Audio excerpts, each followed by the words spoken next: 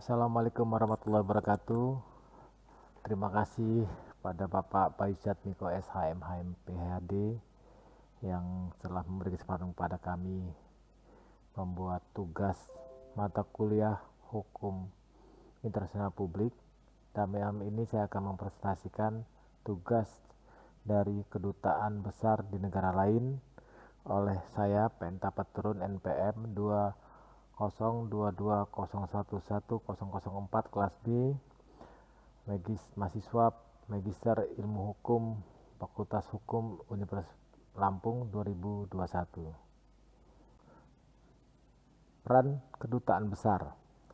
Sebagai perwakilan tertinggi negara, duta besar memainkan peran besar bagi nama baik negara. Kekuasaannya bersifat penuh dan bahkan hampir kebal hukum. Duta besar ini biasanya hanya ditempatkan di negara-negara yang berhubungan erat dan baik dalam bidang politik maupun ekonomi. Hubungan dunia internasional antar negara disebut dengan istilah diplomatik. Di dalamnya ada proses diplomasi oleh kedua belah pihak negara yang saling mengakui hubungan diplomatik berdasarkan kesepakatan bersama. Untuk menjalin hubungan tersebut, suatu negara membentuk perwakilan disebut dengan duta besar dan lembaganya diberi nama kedutaan besar. Kedutaan besar memiliki tugas dan wewenang. Perwakilan diplomatik adalah kedutaan besar dan perutusan tetap yang melakukan kegiatan diplomatik di seluruh negara penerima dan atau pada organisasi internasional untuk mewakili dan memperjuangkan kepentingan bangsa, negara, dan pemerintah. Kantor kedutaan besar biasanya ada di setiap negara yang terkait dengan kerjasama Indonesia. KBRI, Kedutaan Besar Republik Indonesia, merupakan kepanjangan tangan dari pemerintah Indonesia yang mempunyai kewenangan layaknya lembaga negara. Berdasarkan legalitas, Kedutaan Besar RI pada tiap negara dipimpin oleh seorang duta besar yang menurut pasal 13 ayat Undang-Undang Dasar 45 diangkat oleh Presiden serta pasal 11 Presiden membuat perjanjian internasional Undang Dasar 45. Perwakilan di luar negeri yang selanjutnya disebut perwakilan adalah perwakilan diplomatik dan perwakilan konsuler Republik Indonesia yang secara resmi mewakili dan memperjuangkan kepentingan bangsa, negara, dan pemerintah secara keseluruhan di negara penerima atau pada organisasi internasional. Negara penerima adalah negara tempat kedudukan perwakilan.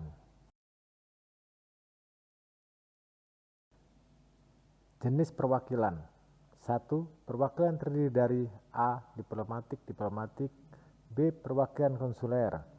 2. Perwakilan diplomatik sebagaimana dimaksud dalam ayat 1 huruf A meliputi Kedutaan Besar Republik Indonesia. 2. Perutusan Tetap Republik Indonesia. 3. Perwakilan konsuler sebagaimana dimaksud dalam ayat 1 huruf B meliputi Konsulat Jenderal Republik Indonesia. B. Konsulat Republik Indonesia.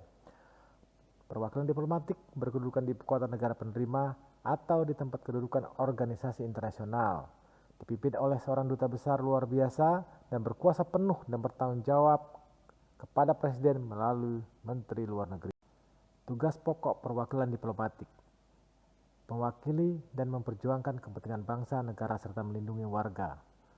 Badan hukum di negara penerima dan atau organisasi internasional melalui pelaksanaan hubungan diplomatik dengan negara penerima dan atau organisasi internasional sesuai dengan kebijakan politik dan hubungan luar negeri pemerintah, sesuai dengan peraturan perundang-undangan nasional, hukum internasional, dan kebiasaan internasional. Nah, perwakilan diplomatik ini menjalankan beberapa fungsi, yaitu peningkatan pengembangan kerjasama politik dan keamanan, peningkatan persatuan dan kesatuan kerukunan antar sesama warga negara Indonesia di luar negeri, pengayoman pelayanan perlindungan hukum bagi warga negara yang ada di luar negeri. 2. Pengamanan pelaporan mengenai kondisi negara penerima, dan juga tugas dari konsuler dan protokol pembuatan hukum untuk atas nama negara dan pemerintah Indonesia, dan kegiatan manajemen kepegawaian keuangan hingga fungsi lain sesuai dengan fungsi hukum praktek internasional. Selain itu, Kedutaan Besar melakukan promosi. Tugas lain dari Kedutaan Besar adalah melakukan promosi negara yang mewakilinya pada negara di mana kedutaan tersebut berdiri maupun dalam hubungan internasional secara umum. Kegiatan promosi tersebut dilakukan untuk dapat mendapatkan keuntungan dari hubungan diplomatik yang sudah dibentuk sebuah negara dalam hal perdagangan, masuk ke investasi, hingga datangnya wisatawan untuk berkunjung dan mengenal sebuah negara. Kedutaan besar harus mengenalkan kelebihan Indonesia di mata dunia internasional. Bukan hanya promosi, tapi juga untuk melindungi kepentingan negara. Selain sebagai perwakilan sarana promosi, kedutaan besar juga memiliki fungsi untuk melindungi kepentingan negara, termasuk warga negaranya yang berada di sebuah negara lain. Kedutaan besar harus dapat menegakkan keputusan yang diterapkan dalam sebuah negara, baik untuk urusan luar negeri maupun dalam negeri yang berkaitan dengan dunia internasional. Kedutaan besar juga harus mampu melindungi warga negara dengan baik dan memenuhi semua haknya sebagai warga negara. Tugas negosiasi. Tugas yang pastinya dimiliki oleh kedutaan besar adalah terkait proses negosiasi. Negosiasi merupakan tugas yang selalu diemban oleh kedutaan besar, khususnya untuk melakukan perundingan dengan negara di mana kedutaan besar didirikan. Kedutaan besar juga menjadi rumah bagi para diplomat yang mewakili sebuah bangsa untuk dapat menjadi negara ikut berpartisipasi dalam dunia internasional demi pengakuan. Memberikan laporan dan informasi pada negara tentang kondisi, situasi, dan keadaan yang sedang terjadi di negara tempat kedutaan tersebut didirikan maupun di wilayah regionalnya. Kedutaan besar yang merupakan salah satu contoh wilayah ekstrateritorial menjadi tempat rujukan untuk mengetahui situasi terkini suatu negara, terutama sedang mengalami kondisi tertentu. Itulah beberapa penjelasan mengenai tugas dan wewenang kedutaan besar yang menjadi bagian dari diplomat serta perwakilan sebuah negara dengan negara lain yang secara sah dan diakui memiliki hubungan diplomatik yang jelas dan sudah disepakati bersama antar kedua belah pihak.